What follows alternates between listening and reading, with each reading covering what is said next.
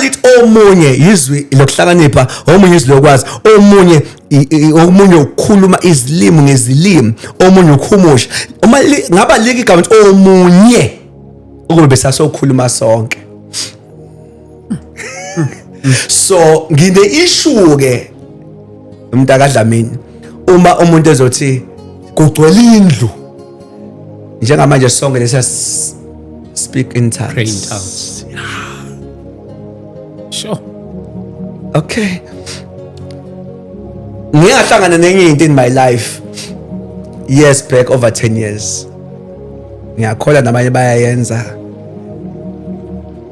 Kuthiwa kune class kuzofundiswa nezilimi. Ay, ke. Aish. I-class. Ngathuka ngathi yeah. Form izenzo 2 kwakune class. Ngophela kwehle umoya ongcwele. Umuntu wazizwa esephimisa. Akekho ufundisa omunye. Akekho futhi okhulume ngokuthi ukuze ngasali kodwa mina ngiseyingane uma ngakhuluma. Ilimi akizokuvetha umdala enkosini. Ukhuluma ngobuphiwe. Isiphiwo. Uphimisela. Okay.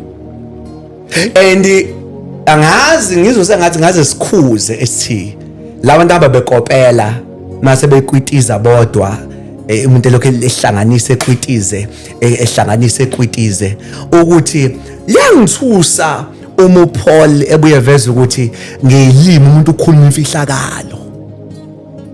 Uyothatha imfihlakalo imfihle ngixoxayo mhlawumbe ngithi inkosi ngoze ngife ngisebenze ungibizile ngisho in tongues wena hamba ukopele ngapho ufaka ama CV cause imfihlakalo it's very dangerous to copy ama tongues. It's very dangerous. You can't copy that thing because it's too imfihlakalo.